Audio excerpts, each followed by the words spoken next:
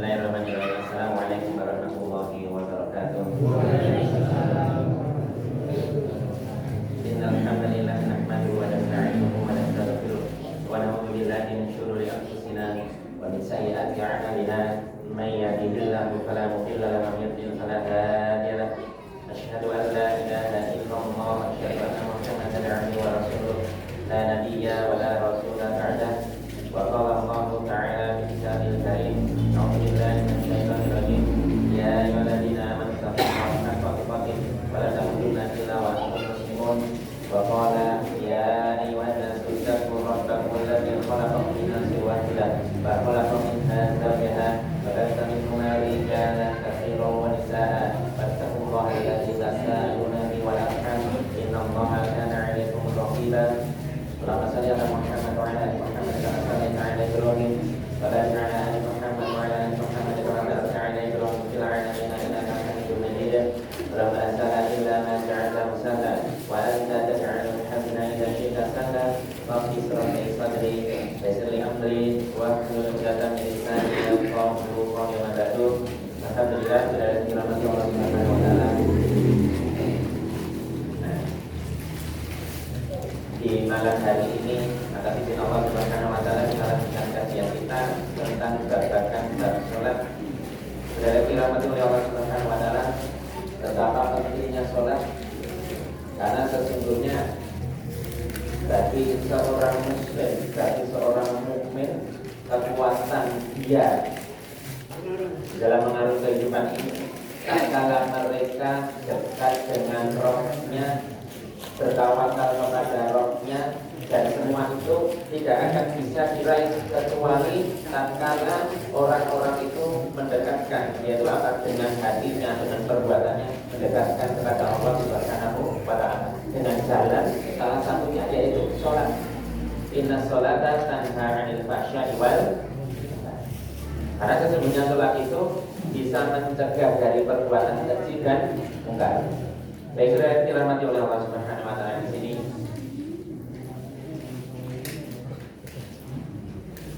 itu udah terus wonten nggih apa dekat. Kira ngese. Seger banget kita. Alhamdulillah. Ya jazakallahu khairan katsiran masyaallah. Ini ada dua pilihan. Orang-orang muslim itu dikasih pilihan, Pak.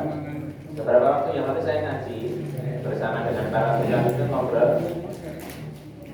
Kalau seseorang dikasih hadiah, ada dua pilihan, boleh diterima, boleh ditolak.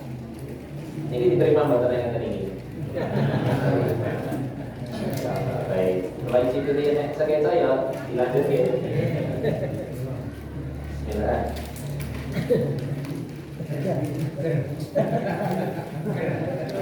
Kita ngese. Ini bakal ini lawan baik. Kata dia, baik, saya kayak gini. Kok betapa sampai sholat itu begitu utama, begitu berharga di hadapan kaum mukmin? Karena sholat itu merupakan apa? Kedekatan beliau, orang-orang mukmin mereka dengan Rabbnya. Tatkala sujud, kita tidak sujud berlama-lama. Mungkin yang sujudnya lama, imamnya sujudnya lama, tidak kayak imamnya lali, gimana? Padahal sholatnya dulu sujudnya lama, yang sewu. Itu doanya ning kono dipanjatkan itu luar biasa. Coba, benar Pak? Apalagi nanti sholat sunnah panjenengan itu terutama apa? Di malam hari. Sholat sunnah yang panjang, berdirinya mungkin 15 menit satu rakaat. Berdiri dulu 15 menit. Rukuk pun yang saya kenapa? Rukuk, sujud, berdiri itu hampir sama. Nek berdirinya 15 menit, rukuknya kurang lebih dari 15 menit Pak. Rukuk sambil diresapi, ulang-ulang kata imam. Sujud pun ya semangat ubi, duduknya ya kurang lebih seperti itu, diulang-ulang terus. Nah, kalau sudah terbentuk itu, nanti sholat itu nama inna sholata tanha 'anil fahsya'i wal munkar. Saat temannya sholat itu bisa mencegah di dalam perbuatan keji dan perbuatan munkar. Nek para mukmin bisa dimulai dari awake dhewe iki. Istrine, anak-anake, sak piturutipun tangga ngarepe, kanan kiri sampinge burine, terus kemudian sampai desa sama dan kabeh salat rukuk, tunduk, sujud dumateng Allah. Insyaallah perbuatan tansya, perbuatan keji mungkar niku kaya-kaya hilang. Nyingkir diri. Orang berbuat minuman keras delik-delik mak ning puncak gunung mungkin. Hari ini ingin saya kasih contoh dan ini terang benderang Pak. Bahkan masalah sholat itu sebenarnya untuk mencegah perbuatan keji dan mungkar. Hari ini di Solo sudah berdiri outlet di mana outlet toko-toko tersebut menjual minuman keras. Dan bahkan daerah Bacem hari ini sudah mulai muncul orang-orang minum keras itu sekarang mulai terbuka Pak. Dengan pikir-pikir nongkrong sudah berani sekarang. Kalau dimulai dari diri kita, sholat itu saat temennya nyegah perbuatan keji dan dimulai dari kita. Kemarin kalau beberapa waktu yang lalu kita ngaji nonton nek barang kemeletek ning kono ki lho, nggon mulai kira-kira nyeneng kaya awakmu aja dicikok kuwi dudu hak. Nah, salah satunya jawaban apa ya dengan sholat itu tadi. Ya kalau seseorang Pak terus nyuwun sewu. Ya Pak, barang cilik geletaknya dudu hak itu dicikok. Lah kok pirang-pirang triliun dicikok ngoten iku berarti apa? Perlu bila Pak garis bawahi salate sampun jejer dek. Nyandai pun wis gampang simpel, wong muslim mesti ngerti tandane. Enteng, ning Quran tetep enteng inna sholata tanha 'anil fahsya'i wal dan itu jelas. Maka utama sekali sholat itu. Terutama anak-anak muda sing dereng nikah, godaane kakak ngoten Pak. Tadi lewat, cawe doa ini Pak yo ngono. Ora kan nang tak wong tuwa wae, nggih gimana? Nggih. Bener Pak, saya kadang-kadang lewat ning ngarepan, apalagi seorang umahat, wis nganggo cadar, wis nganggo pakaian yang ngoten niku nyun sewu, tapi ada waktu ngebut, kaos kaki ini niku janipun panjang, tapi misalnya klotrok sithik nganti tekan mriki, ikine terbuka. Betisnya niku kelihatan, putih resik ngoten niku aja dipripun. Aku tuti, kak Oya ning darani aku Oya. Kak Oya, dulu di sana di daerah Soloman di mana Kak Oya, Kak Kandani ini DS bacot, wah iki ditututi betul soalnya ya, malah bater. Intinya apa? Oh, ternyata yang ngoten itu di hadapan kita ini ngoten iki. Maka nanti di sini ada disebutkan dalam kitab ini. Kita akan kaji bahwasanya kok napa wong-wong sing salat kuwi napa insyaallah hatine niku tenang. Karena napa yang sewu salat itu Pak yang sewu disebutkan bahwasanya dalam kitab ini perkataan ulama Abdul Aliyah. Nah, ini disebutkan Abdul Aliyah itu saya bacakan di kitab ini kita ngaji sebentar. Abdul Aliyah beliau bahwasanya mengatakan di sini. Ini Syekh Yazid itu mengatakan as-sholatu tanha 'anil af'alil qasiyah wal munkarah wa tadhkurullahi akbar. As-sholatu tamna'ul munkar wal munkar wa tadhkurullahi akbar. Salat itu sak temene mencegah dari perbuatan-perbuatan yang buruk dan mungkar. Dan kemudian saudara itu dirahmati oleh Allah Subhanahu wa taala. Ini qala Abdul Aliyah rahimahullah. Inna sholata laha salasatin arkan. Sesungguhnya dalam sholat itu ada 3 rukun. Wa ai as-sholatu laisa fiha ahadun hadhil umur as-salat laisa sholat. Nek ora enek sak temene 3 di dalam sholat ini, 3 rukun ini sejatinya wong-wong ora sholat seseorang itu. 1 nopo? Ada rasa al-awwal yaitu apa? Al-ikhlas. Dibentuk rasa ikhlas dulu. Sak temene kabeh ibadah iki tetep enek.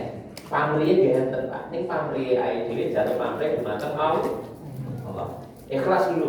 1. Yang kedua, as-saniyah yaitu khassah, yaitu apa? Khasyah. Khasyah itu maksudnya apa?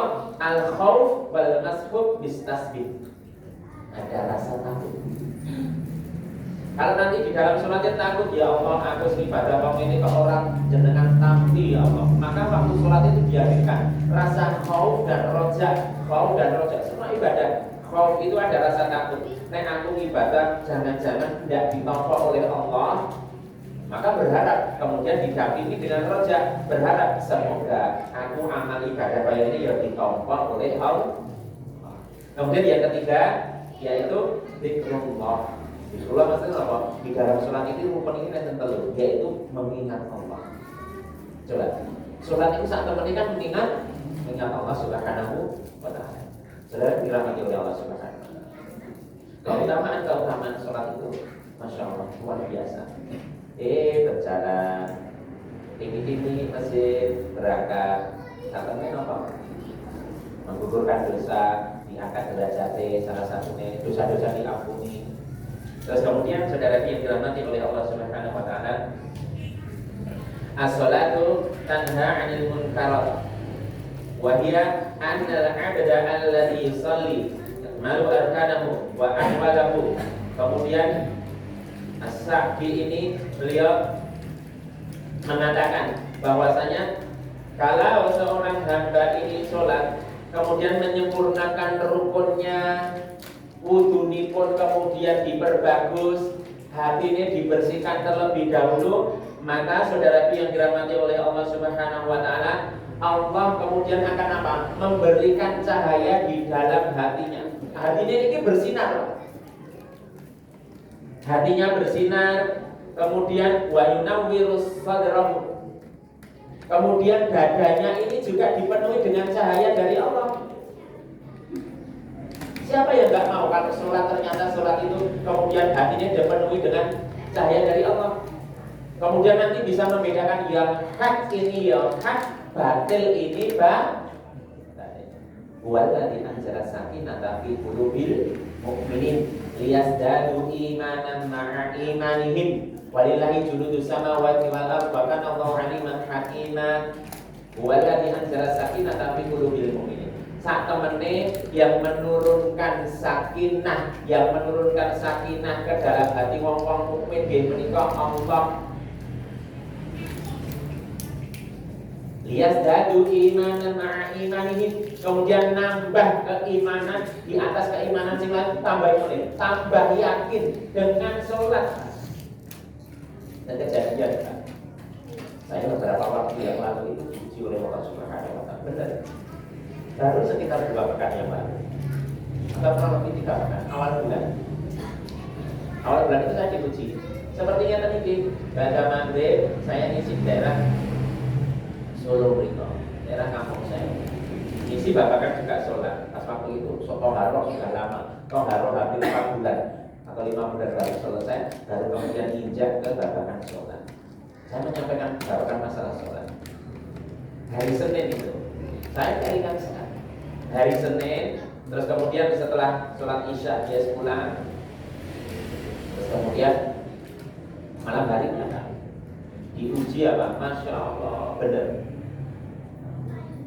Sekitar jam 12, jam 11-an, jam 12 itu istri itu perut itu seperti kram perut. Awalnya nggak bisa, yang saya nggak bisa tetap ya. Terus bangun, itu tidak periksa saya gitu. Dekat sana ini di bed, diperiksa ya itu kalau pokoknya sebelum kamar bayi nanti bayi rawon, nggak usah diperiksa. Terus barang ternyata katanya enggak. Tadi kenapa? Dari pagi kan saya ada tamu. Ibu guru pengajian itu datang ke tempat saya bersama ada seorang bapak-bapak yang naik mobil banyak ke rumah. Istri sama saya itu pagi hari cuma maaf ya mie kan, masak mie pagi hari, terus menyambut tamu, terus tamu pulang sampai tidur gitu. Terus kemudian setelah pada dua istri cuma tidak makan ya jamuan dari tamu tadi. Dan saya makan, pada dulu saya makan sedikit kan. Terus kemudian sampai malam aku terus istri ternyata mami itu perut ini jadi kan kram. Nah, sewaktu itu diuji oleh Allah apa? Sakit, nyindir gini. Terus kemudian saya mencari di Google ini. Oh, cara penanganan perut, cara kram itu dikasih air minum hangat. Kasih minum. Terus kemudian dikasih apa? Air kayu putih itu terus diputar-putar gini searah jarum jam. 5 menit atau 10 menit bisa ketemu alhamdulillah Pak, hati saya lega. Terus jam 2 malam, Masya Allah ujiannya bertambah sakit. Tatkala dia bangun itu sudah dini, terus kemudian mau sujud seperti itu menahan sakit sekali, terus dia aku serah kuat. Saya juga kaget karena jam 2 kan. Oh jam 2. Terus kemudian akhirnya ya siap-siap sudah bajumu mana? Dia cuma mengingat bajuku di sana semua gitu. Akhirnya gebrak pingsan menghadap ke utara tidure maaf dada ini seperti saya, jantung saya itu kayak habis Pak. Apa ternyata? Dada ini seperti ditekan entek, wis tidak ada nafas, dan mata ini sudah, oh, masya Allah, sudah balik putih. Saya batin waklam kayak hilang gitu loh dia. Saya sudah mulai rotot, ya sudah muncul ngalor ini, teringat dingin keluar banyak sekali itu, sudah parah sekali. Masya Allah gini, dia menyampaikan babakan sholat, maka itu dalam sebuah ayat itu wasta'inu bis-sabri ya ayyuhalladzina amanu ista'inu bis-sabri was-shalah. Mintalah pertolongan kepada Allah melalui sabar dan sholat. Wong mukmin kudu ngoten Pak. Minta pertolongan kepada Allah melalui wasilah ini kalau ditunjuk oleh Allah dalam ini isyarat ya ayyuhalladzina amanu ista'inu bis-sabri was-shalah. Mintalah pertolongan kepada Allah melalui sabar dan sholat. Innallaha ma'as sabirin, sesungguhnya Allah bersama orang-orang yang sabar. Saya dipuji, saya batin. Nah, di maghrib saya menyampaikan babakan sholat, berarti kudu sabar. Ya sudah, nah ini masya Allah di maghrib Allah ya saya gitu. Nah enggak, saya usaha dulu gitu ya. Aku pukul pipinya, bangun sadar, saya gitu kan.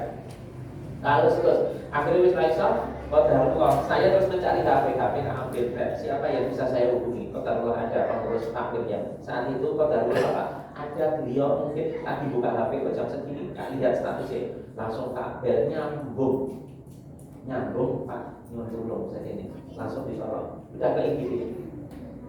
Terus beberapa waktu yang lalu sebelum hari Mei, ujiannya masya Allah benar. Istri saya itu juga kejadian seperti ini, mau melahirkan, rembes ketubannya. Saya pernah bercerita belum ya? Baik, itu pengalaman. Ternyata penolong itu sholat dan sabar. Uang saya coro-coro bergaya berapa ratus ribu, coro-coro wis ora duit, diuji oleh Allah. Istri dalam kondisi hamil sekitar 7 bulan. Kemudian ketubannya sudah mulai rembes, pecah. Darah sudah mulai keluar itu, kemudian ketuban rembes, oke banget, tapi nggak pecah. Kalau pecah berarti harus sesar. Itu kemudian enggak.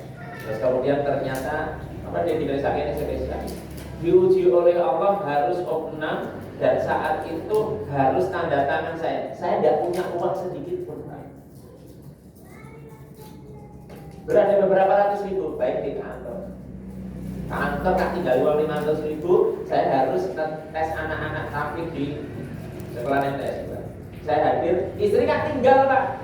Pada subuh saya nganter ke daerah Jajar, kak tinggal. Padahal kliniknya itu belum buka. Jam 6:30 kurang lebih sudah sampai sana, kak tinggal, bukanya jam 9. Dek, kene ya, sabar ya. Kak tinggal uang cuma 500 ribu, udah ada. Tinggal di sini, kak tinggal.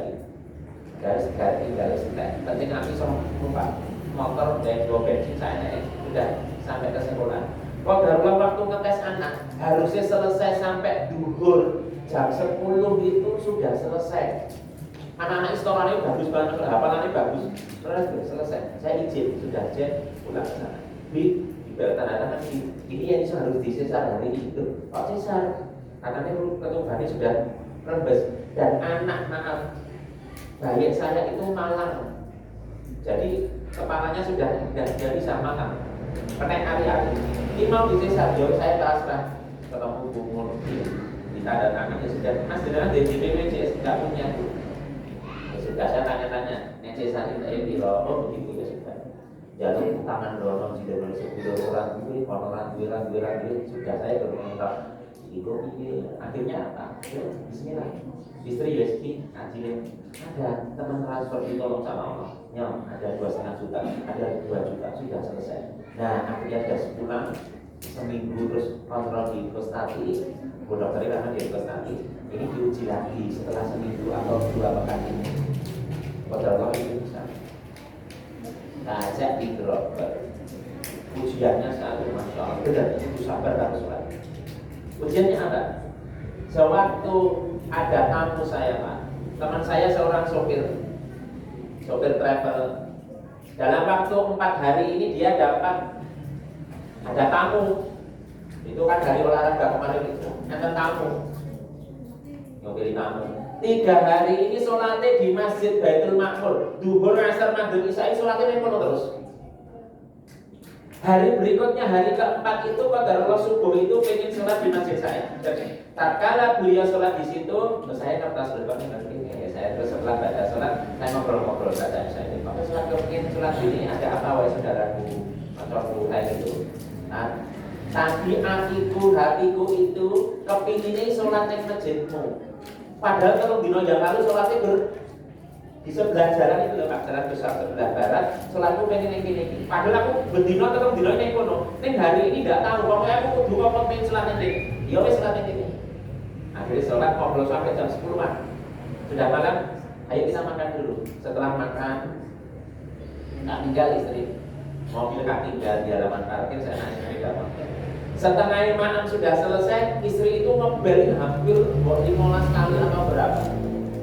Setelah itu saya pulang, istri minta martabak roti tak belikan yang baca meneh. Setelah pulang, apa yang terjadi? Nah, saya suruh pulang. Ya saudaraku, temanku, kalau kamu pulang, ini sudah jam 12 malam. Besok kamu ada tamu yang semalam, ini pulang, kamu nyopir meneh. Dia pulang, kamu pulang. Setelah dia pulang baru 5 menit saya masuk rumah. Assalamualaikum. Istri saya buka. Orang buka pintu. Akhirnya saya segel pintu satunya. Setelah saya baru buka ini, lihat istri saya ya Pak berdiri nyentuh pintu koyo ini dalam bergetar tubuhnya bergetar, darah bercucuran. Maaf, dari kemaluan itu sudah bercucuran Pak. Darah itu dari sana dari sini banyak darah tetes-tetes. Hati saya diketuk, Masya Allah kayak ini. Saya sudah batin, terus dia sadar ya, ayo ganti pakaian, terus kita nih lestari. Dan bergetar di bawah kayak ini, terus orang ini sudah waya. Bismillah, agawan lestari. Qadarullah apa? Seperti dituntun oleh Allah. Ternyata apa? Mobil itu seakan-akan sudah dipersiapkan. Teman saya tadi langsung saya bel, kamu kesini. Apa balik meneh? Apa sudah pulang? Balik 5 menit datang lagi, mobil cemekak Pak. Akhirnya saya bawa ke Stati, terus kemudian sampai di Cesar saja ya aku seorang duit belas, habis uang. Datang pertolongan Allah lagi. Setelah Cesar harus ditolong oleh Allah dengan Yesus tangan seorang apa? Besoknya ada jamaah masjid yang lama nggak jedul, tahu-tahu jedul Pak. Saya hal itu kasih rapat-rapat, tidak setiap orang nggak kasih tahu. Bahkan pengurus masjid itu nggak kasih saya tahu. Ya, saya kasih tahu baru cuma 1 atau 2 orang selesai. Dia tanyakan. Ada seorang kemudian jamaah lama nggak kelihatan jedul di masjid. Tahu-tahu dekati saya. Assalamualaikum. Tapi kabari Allah sudah baik kok kamu nggak kelihatan. Saya tahu. Kali datangan ini ngomong. Tahu-tahu mengeluarkan amplopan. Dikasihkan ke saya. Saya pengen kasih. Ini apa? Pokoknya aku udah dari lama pengen ngasih nenggalin jenengan ini buat jenengan. Saya nggak mau, saya sudah kecukupan. Sudah dikasih oleh Allah kemudian tak kembalikan. Enggak. Pokoknya ini buat jenengan. Saya sama istri pengen nganokin udah dari dulu ini. Saya wis tak toko. Nek orang di toko hati ini gelo atau kok baik. Nanti kalau saya dikasih Allah rezeki yang lebih akan saya kembalikan. Ya ini saya gitu. Terus baru kalau bagian kita kalau bagian tengah-tengah. Kita buka dulu. Isinya berapa Pak? Jutaan. Tebel kan? Kak kasih neng amplop, kak kasih neng kitab saya. Kalau tak tahu, kak catat orang-orang yang tadi ya, kak catat ini tanggal yang kak catat. Besoknya setelah itu saya Cesar, kemudian pulang subuh. Itu masjid sudah saya buka semua, sudah selesai. Ada orang lama nggak berjamaah di masjid, orang luar Pak. Naik mobil diparkir di sebelah timur menghadap ke barat. Dok ketemu saya terus kemudian Assalamualaikum, bagaimana kabarnya Mas? Baik Pak, saya saat ini Assalamualaikum, ini tidak baik. Terus kemudian apa? Tahu-tahu dia mengeluarkan amplop. Saya dikasih. Bapak ini apa Pak? Ini buat panjenengan Mas. Pak, saya sudah cukup ampun. Ini buat tidak mau Pak saya. Ojo Mas. Hati saya itu pokoknya pengen ngei sampean. Ini orang sepuh. Nek orang kak terima ini belum, ya sudah baik Pak. Nanti kalau saya punya rezeki langsung besok insya Allah kak kembalikan ya Pak. Saya ingin balas dengan orang Mas. Terus saya sudah cerita sedikit. Kemarin ya ini untuk bantu-bantu alhamdulillah. Kemarin istri saya taruh desa Pak. Ini baik, saya sudah selesai. Sholat sunnah fajar, setelah sholat sunnah di situ, kemudian saya masuk kamar. Itu saya tidak ada, anak saya tidak ada di desa. Kak buka amplop, ada lembaran 100.000 itu lembaran beberapa amplopnya kecil sudah. Simpan Kak catat itu bapak ini. Kalau sebagainya kita main Kak kapur dulu kan. Ya selesai. Besoknya setelah masjidnya dibuka, ada subuh, beliau jedul lagi, dung ya seperti biasa. Padahal lama banget gak jedul. Akhirnya kemudian jedul, kemudian mendekati saya sudah hati saya ini seperti ada ini mesti jauh. Lah tenang. Dari balik celananya dia kemudian membawa apa? Ngambil amplop tebel Pak, lebih dari kemarin itu, masya Allah saya didekati, Mas, ini buat jenengan. Buat apa? Kemarin jenengan sudah ngasih loh Pak Syukur. Orang ini pokoknya dibuat jenengan. Ya sudah, terima kasih ini sudah. Saya sholat fajar, setelah sholat fajar di masjid saya kemudian masuk kamar lagi. Tak buka, baru hati itu kemudian dalam hati ini kepengen nangis. Saya nangis seketika itu. Masya Allah Kak buka itu uang berapa? Jutaan kaki. Kasih pening kitab nek. Alhamdulillah Kak kabur sudah bisa mungkin. Kemudian saya onceki kisah ini. Ya Allah, betapa pertolongan dari Allah itu begitu deh. Saya onceki Pak. Oh berarti ini bentuk ujian dari Allah nanti kalau kita insya Allah sabar dan kemudian sudah saya buka kita ngaji buka Al-Quran ya ayyuhalladzina amanu ista'inu bis-sabri was-shalah innallaha ma'as-sabirin. Wahai wong kang iman, minta pertolongan kepada Allah melalui sabar dan kemudian melalui sholat. Sesungguhnya Allah beserta orang-orang yang lama nggak nangis disentuh oleh Allah itu langsung nangis. Kemudian kita berusaha memperbaiki sholatnya awake dhewe, sujudnya dilamakan, rukuknya dilamakan, bacaannya yang kisah kemudian dipahami. Iya karena budu wa iya kanas. Saat temani ya Allah hanya kepada panjenengan tok ya Allah kami nyembah dan hanya kepada Engkau ya Allah kami minta tertolong. Melalui surat dan sabar. Maka kalau hari ini dari pribadi-pribadi muslim, dari pribadi-pribadi kita ini insya Allah bisa jaga sholatnya, dan kemudian dari pemangku-pemangku jabatan yang muslim, RT, RW, bupati, camat, presiden, wakil presiden, menteri, semuanya bisa jaga sholatnya. Kalau dia seorang muslim tenanan, insya Allah inna sholata tanha 'anil fahsya'i wal insya Allah seperti itu. Ini benar. Bagaimana seorang Abdullah bin Abbas,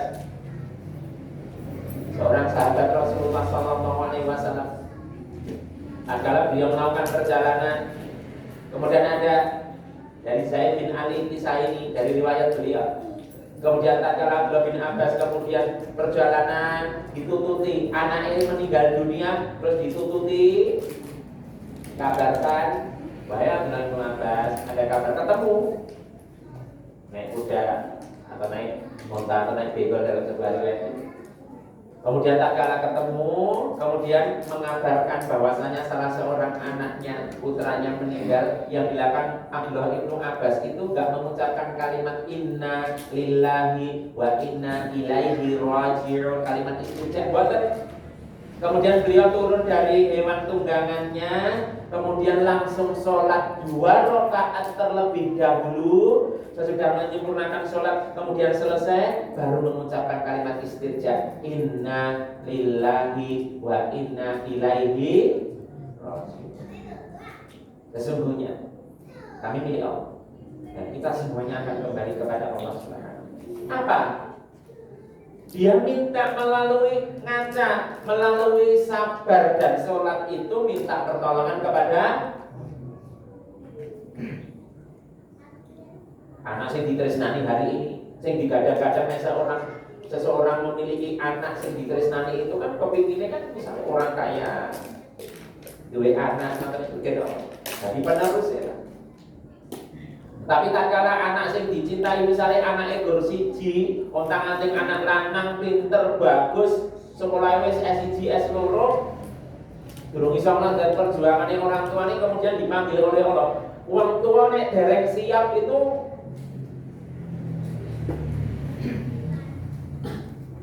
saku ini bisa sobek,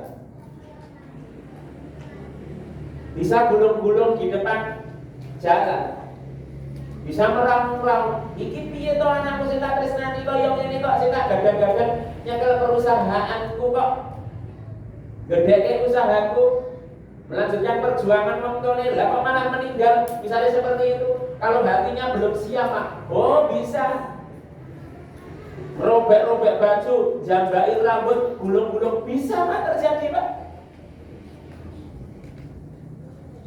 Tetapi semuanya kalau sudah ngaji seperti kita, insya Allah seperti itu menghadapi kondisi itu harus hatinya dibuka lebar-lebar, tenanan. Oh ya Allah, sudah, ini sudah pasti mudah kehendak ya Allah. Kemudian lakukan seperti itu, sholat 2 rakaat, kemudian minta kepada Allah pertolongan, dan kemudian ya Allah tambahkanlah kesabaran kepada kami atas musibah-musibah, atas ujian yang Engkau berikan kepada kami. Hari ini betul. Kalau kemudian hari ini kita melihat sekitar kita, ada dari belum saya ceritani ya. Beberapa waktu yang lalu ada sebuah kajian kami bersama para ustadz itu berkumpul. Kemudian salah satu seorang ustadz itu waktu beliau isi sedikit kultum kurang lebih sekitar 20-an menit, beliau bercerita hari ini Pak, penikmat pinjol, penikmat loh ya, buatan korban pinjaman online buatan loh ya. Tapi apa? Ustadz ini lebih memberikan perkataan dengan penikmat, buatan korban pinjol, buatan pinjaman online. Tapi apa? Penikmat. Karena apa? Orang ini meskipun pinjam online, dia juga menikmati dari pinjam itu, bisa dipahami ya. Nah, penikmat pinjaman online hari ini dari tahun 2024 kemarin, dari awal bulan sampai kurang lebih sekitar September kemarin itu, beliau mengatakan bahwasanya apa? Kurang lebih perputaran uang selama beberapa bulan itu sekitar 70 triliun di orang-orang yang dipinjam itu. Dan kemudian beliau menyampaikan data-data. Dan kemudian apa? Yang hari ini kurang lebih 55% yang nikmati pinjaman online itu generasi Z milenial yang perempuan Pak. Yo SMA, yo enek sing kuliah, yo enek sing wis lulus kuliah tapi jek enom belum nikah, pinjam online Pak. Jenengan sekarang pinjam online kan mudah sekali dengan HP ini.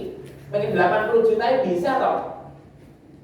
Dengan golongan KTP, kredit, identifikasi rekening sudah selesai. Tapi bunganya kan banyak sekali. Hampir kalau misalnya kalau dikalkulasi hutang sak yuta bisa mangsure mungkin berlebih 5 kali lipat bisa. Dan setelah itu apa? 3 hari itu sebenarnya satu bulan baru kita rakitan ngangsur, lagi pirambinae wis enek dak nyaur gitu. 55% penikmat itu generasi Z milenial, perempuan-perempuan. Dan separuhnya enek sing lanang generasi Z. Dan bahkan menurut data yang saya punya, gandeng kaya ngono misalnya jilid 20 yuto mangsure setiap bulan mungkin 1 juta, ditempuh dengan mungkin 1 atau 2 tahun, akhirnya dibeli apa mungkin HP atau fashion sing nyenengke, harusnya nggak perlu beli seperti itu. Terus kemudian buatan iso nyaur Pak, akhirnya apa? Gandeng ora iso nyaur, kemudian sampai akhirnya menjual daging mentah. Paham daging mentah? Paham? Saya diceritakan Ustaz ini saya bingung awalnya. Ya kok menjual daging mentah ini maksudnya gini? Apa betul ayam potong nih dalam? Ini benar terjadi. Generasi milenial yang perempuan. Kemudian saya perhatikan terus Ustaz kemudian mengulangi lagi. Kemudian gandeng ora iso nyaur, doyak-oyak terus sama diam. Pernah ditukang dari pinjol itu melalui HP, melalui WA-nya, akhirnya dijuallah dirinya. Baru saya paham, Masya Allah, hari itu baru kemudian saya sadar. Kan siang itu, terus kemudian catat itu semua. Masya Allah, ternyata hari ini begitu luar biasa. Bahkan beliau Ustaz ini menyampaikan, sasarannya tidak hanya di sekolah-sekolah umum, sudah sampai masuk ke bagian ke pondok-pondok saja. Kita terlibat sekali. Generasi kita nanti mungkin panjenengan sudah bisa menghadapi semuanya ini. Beberapa tahun lagi, generasinya awal ini loh Pak. Gimana? Kalau tidak dibentengi, nah sorong benteng ini nanti, yaitu salah satunya dengan sholat yang benar. Sebelum sholat wudhunya, hati ini sudah mulai dipersiapkan, mau berangkat ke masjid, orang satu susu dengan jalan, hati ini kemudian ditolong tenanan, nggak tergesa-gesa. Inna sholat akan menjadi pasca jual. Semoga saudara dirahmati Allah Subhanahu.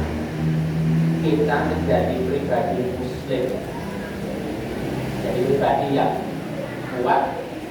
kuat akidahnya, kuat ibadahnya, ilmunya juga dilurus, dan kemudian mendapatkan basirah dari Allah Subhanahu wa taala. Ini loh jalan yang hak, jalan yang lurus, ini jalan yang batil, dan kemudian kita bisa mengikuti jalan yang lurus itu. Kita diberi Furqan oleh Allah. Furqan itu bisa membedakan yang hak dan batil, dan kemudian kita dituntut ini loh jalan yang lurus. Wahai umatku, wahai hambaku, semoga melalui sholat ini, ayo dalam dirahmati Allah Subhanahu. Kita kembali, alhamdulillah, masya Allah, masjid sini benar luar biasa. Kita ikut dengan kampung. Semoga panjenengan semua bisa menjaga sholat kami dengan gimana? Kita saksikan Pak, mesin-mesin besar di jalan daerah Solo, sholat subuh yang harusnya sholat subuh itu satu shop itu sekitar 35 orang. Masjidnya besar, ada shopnya sekitar 10 Pak, berdiisi sekitar satu shop, mungkin sekitar satu shop lebih setengah. Nah 35 satu setengah berarti 35 ditambah 17 atau sekitar 18, berarti sekitar orang 53. Masjidnya gede Pak, dan itu kebanyakan yang sholat di situ itu bukan wong kampung sekitar, tetapi apa? Jamaah luar malah. Wong kampung sekitar kemungkinan wallahu ta'ala, kemungkinan masih bermimpi indah setelah malam sebelumnya ningali Indonesia melawan Qatar. Jadi malam sebelumnya itu mereka melihat bal-balan Indonesia melawan Australia, Indonesia melawan Cina, sampai malam jam 12 sehingga subuhnya keting, hingga yang isi itu malah jamaah Musa. Nah, sehingga ini saya ngerti, so ini bukan orang Musafir semua, hampir kebanyakan kiai ini masjid jenengan, kudune regekin jenengan. Mobil yang memakmurkan ya jenengan, orang Musafir kan bertambah-tambah gimana? Lah masjid Solo loh, yang sewu, jamaah sekitar ini malah orang dihitung sama teman-teman kita, kira-kira dihitung. Yang berapa itu mau ngurusnya kok? Masjidnya besar, benar. Ini beliau kata, gimana? Seksi ini bukan saya gak data. Coba. Maka orang Yahudi itu sekarang gak takut. Ngapa orang Islam harus ngalahke awake dhewe? Sebelum orang Islam memenuhi dalam sholat subuh, yang masjid-masjid penuh seperti Jumatan, baru Yahudi berdekat. Sholatnya sih benar kalau sholatnya insya Allah sudah jejak. Oh, udah mengatakan ger, nek kono enek barang apik gemelentek neng nggone omahe tanggamu ning jaba, nek kowe liwat kuwi jan nyenengke matamu, nyenengke penglihatanmu, aja mbok cikuk kuwi dudu hakmu.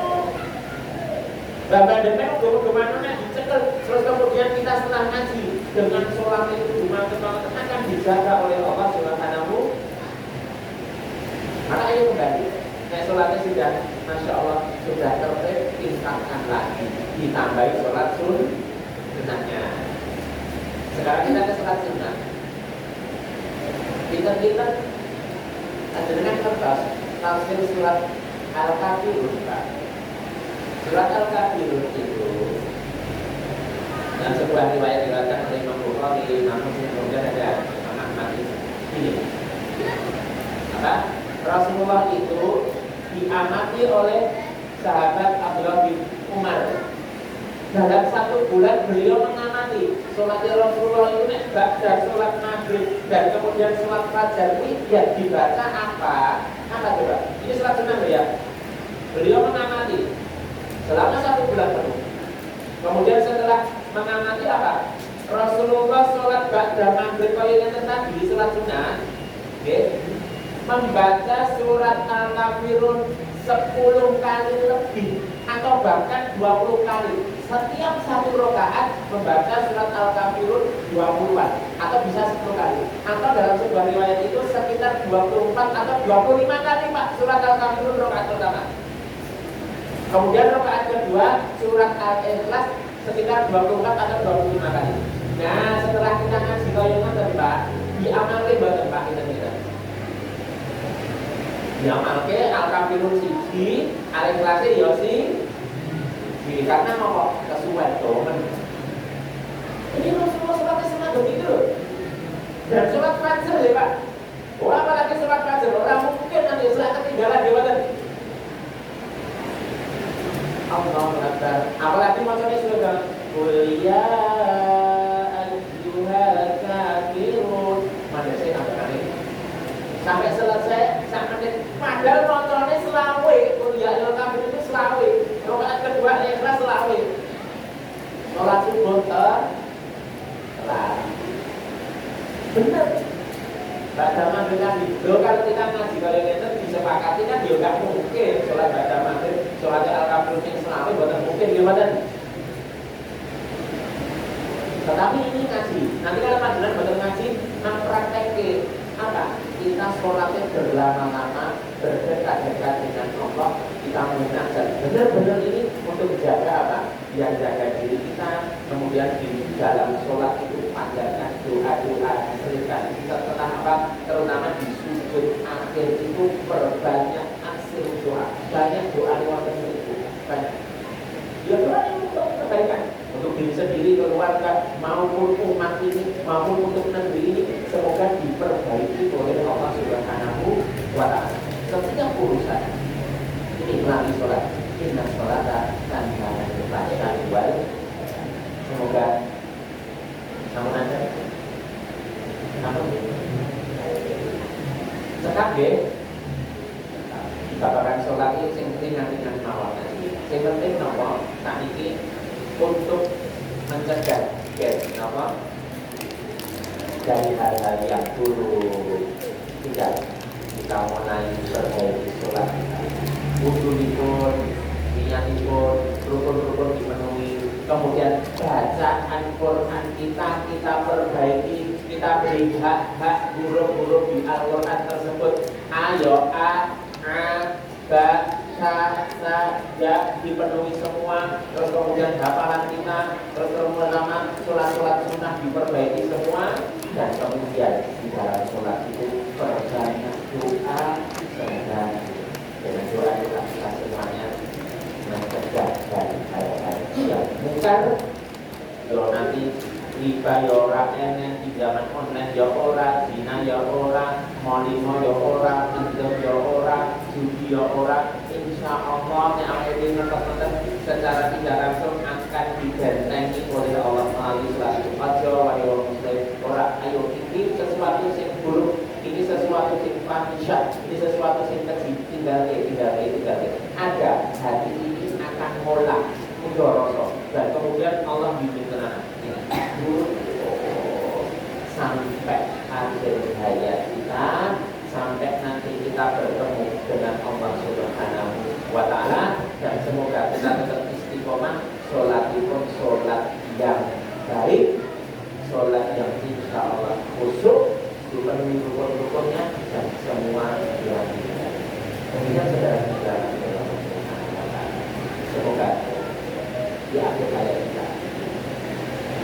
dan kemudian kita menjaga istiqomah dalam hal sholat dan ibadah-ibadah yang lainnya.